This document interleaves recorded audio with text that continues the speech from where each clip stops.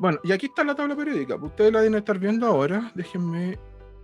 Entonces, ustedes ya saben que, por ejemplo, si ustedes del Z saben cuántos electrones tiene porque indica los protones y obviamente como los átomos son neutros, ustedes saben realmente cuántos electrones tiene y pueden hacer la configuración electrónica. O sea que de alguna manera ya saben leer la tabla periódica. Pero la tabla periódica no solamente es una agrupación o una ordenación de los elementos, entrega mucho más información. Entonces, en la clase de hoy vamos a ver, que no va a ser muy larga, vamos a ver algunas cosas generales del uso de la tabla periódica, y en la clase del viernes vamos a terminar con las propiedades periódicas y representación de átomos y moléculas, ¿ya? Eso por una parte. Entonces, si ustedes se fijan, nos encontramos con lo siguiente. Esta es la tabla que ustedes conocen de toda la vida. Después les comparto, me parece que están enlaces en esta página, me parece que se las compartí. Y tiene la particularidad de que en teoría sigue ciertas orden en su construcción. ¿Se acuerdan que lo vimos en la clase de configuración, o sea, de historia de la tabla de los modelos atómicos? Por ahí vimos un apartado de cómo se ordenaba la tabla periódica, pero además la tabla siempre viene muy coloreada, tiene un montón de códigos de colores y los códigos de colores van indicando distintas cosas. Por ejemplo, aquí aparece, no sé si ustedes pueden ver, un diagrama que les dice a ustedes cuáles son de carácter metálico, y lo va colocando de color. Fíjense bien que todos son, no sé qué porcentaje, pero gran porcentaje de los elementos contenidos en la tabla periódica son metálicos. Después, si yo me muevo, me indican los que son no metálicos, ¿ya? O sea, perdón, los semimetálicos. Después vamos a ver qué significan. Y además tenemos los no metálicos, que son los menos. Ahora, inmediatamente surge algo súper peculiar en la tabla periódica. Fíjense bien que cuando yo coloco metálico en el grupo 1, o vamos a ver en la primera columna, vamos a hablar de columna primero, aparece el hidrógeno, y el hidrógeno es un no metal. Entonces, si ustedes quisieran saber cuál es uno de los defectos que tiene la tabla periódica, el primero es que el hidrógeno está colocado donde no corresponde. Entonces, esa es una de las críticas que se les podría hacer a la tabla periódica, ¿ya? Porque fíjense bien que siendo un no metal, está encima de los metales, ¿ya? ¿Qué más?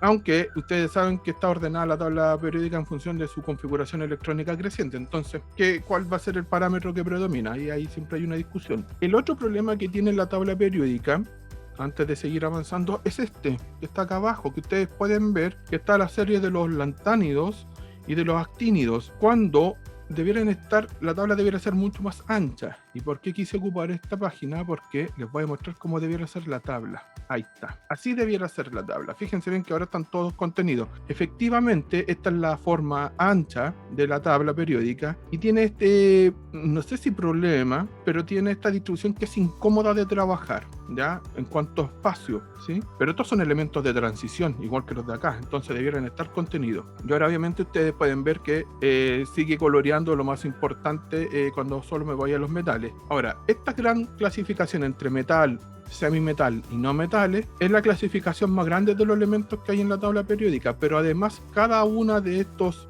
grupos que he definido anteriormente está subclasificado. Pero antes de ir a esas subclasificaciones, yo no sé si has notado, además voy a bajar el ancho de la tabla periódica, ahí está, no sé si has notado que aparecen números dispuestos en filas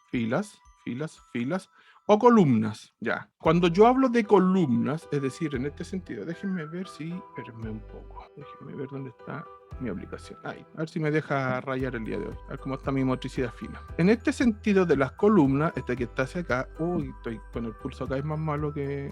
El problema que yo dibuje mal es porque yo tengo mal pulso por si acaso, ya no es culpa de la pizarra, pero vamos a tratar de hacer el mejor esfuerzo. Cuando yo hablo de, en este sentido, columnas, ¿lo ven, cierto? ¿Ven que estoy rayando la tabla periódica? Sí.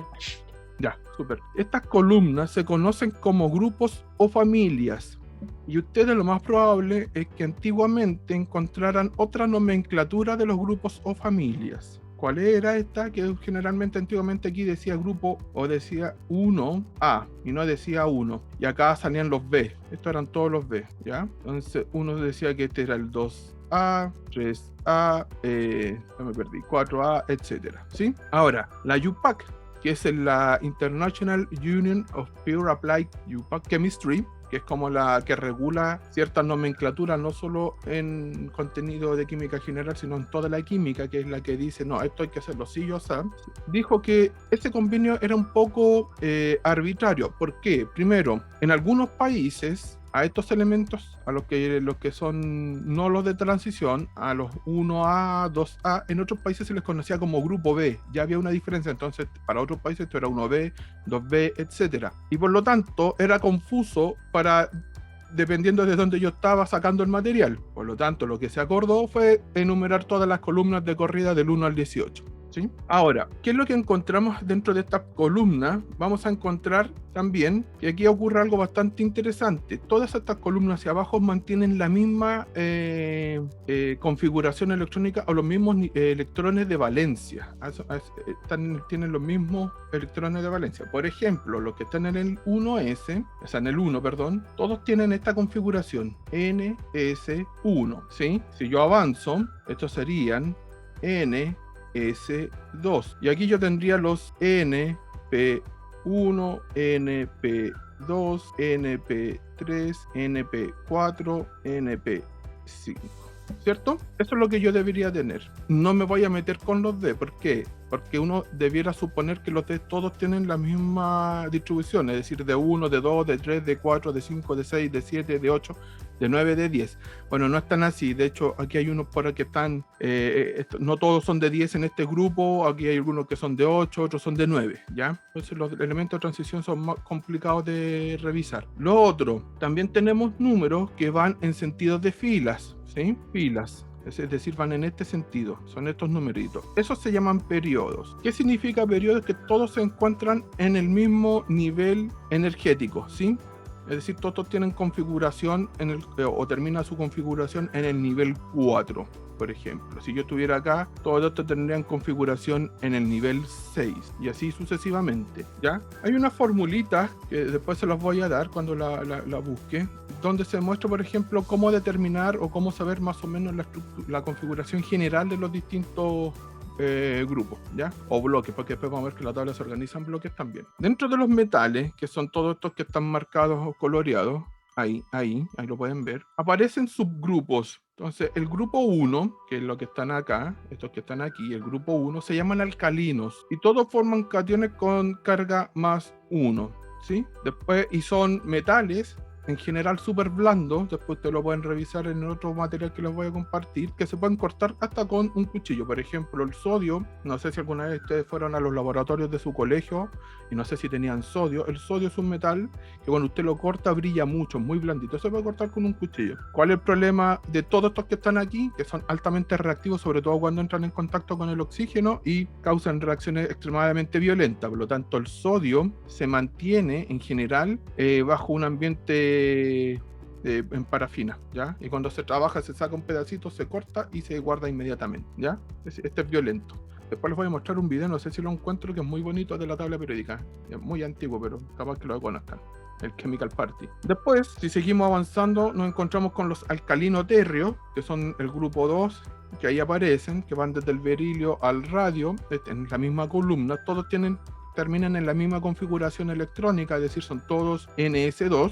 N es el número o nivel energético en este caso, y también son metales. Vamos a pasar a algunos metales que se encuentran en el bloque P, que algunos les llaman metales post-transicionales, que no son tan... que son, yo diría, más blandos que los metales y más malos conductores que los metales, pero siguen siendo metales, como el aluminio, por ejemplo, que es mal conductor. Después tenemos los metales de transición, que son todos estos que están aquí, que son o se caracterizan por tener orbitales D principalmente, donde encontramos el cromo, el manganeso, el hierro, cobalto, el oro también por ahí, la plata, etcétera, el cobre, del cual nosotros dependemos, platino, etcétera. Y después tenemos los que se conocen como metales de transición interna, que son la serie de los lantánidos y de los actínidos, ¿ya? Estos tienen, a diferencia de los metales de transición, también tienen orbitales D ocupados, pero además habilitan los orbitales F. Estos son los más complejos, son los que tienen más electrones. En general,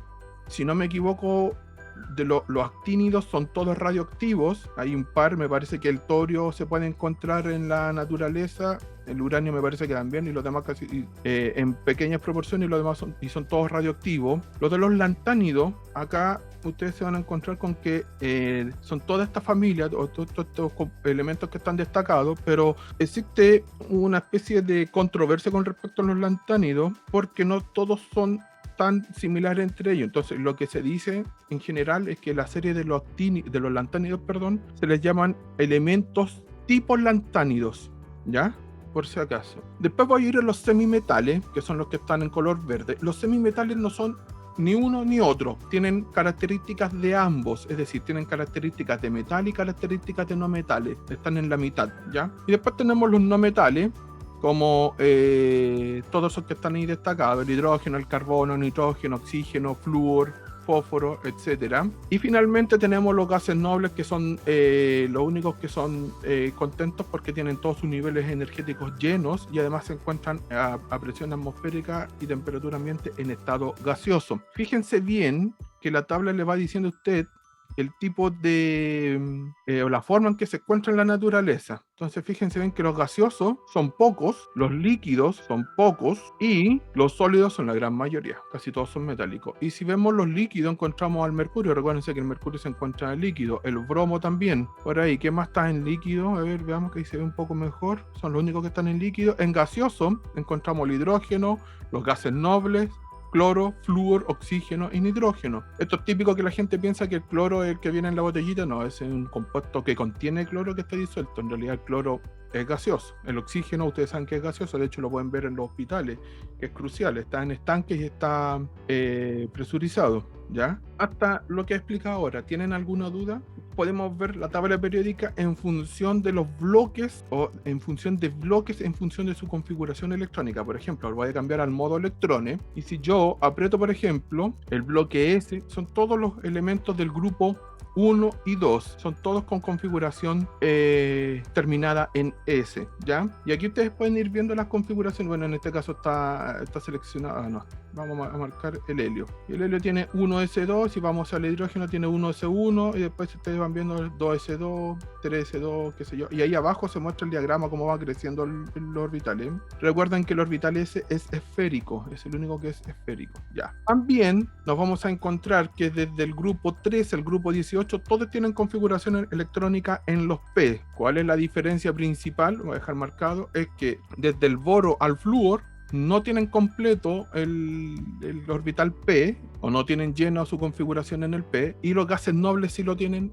completamente ocupado. ¿Se acuerdan que los gases nobles no necesitan ni ganar ni captar electrones para formar aniones o cationes, porque ellos están listos? Alguien me dejó algo en el chat. Era gracias. Después, los metales de transición, y fíjense bien que aquí, para que vean que esto es un poco más complejo, los metales de transición son todos los que tienen orbitales D ocupado, ese es el bloque D, pero fíjense bien que dentro de la serie de los lantánidos y de los actínidos aparecen dos compuestos, los que están acá abajo, como el lutecio y el laurencio, que son con bloque D.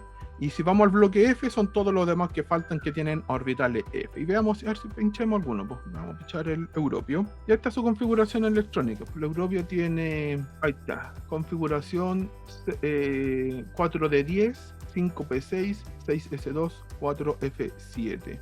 ¿Ya? Y ahí está, pues ahí está sus capas, ¿ya? Ahí están los distintos orbitales. El último es el F que tiene ocupado, para que lo vean. Si avanzamos, por ejemplo, aquí vamos a ir al novelio, que fíjense bien, tiene todos sus electrones llenos, tiene configuración completa. Y ahí está el orbital, el último que tiene llenado, que es el 5F, ¿ya? Recuerden que gran parte, o sea, que de algunos solamente se encuentran o han sido determinados experimentalmente, ¿ya? O sea, es decir, que se conoce poco. Por ejemplo, de los ganesón se conoce un poco más, ¿ya? Pero no se conoce toda su información, ¿ves? No se saben los estados de oxidación, ahí está su configuración electrónica, ahí están los niveles energéticos que tiene, etcétera, ¿ya?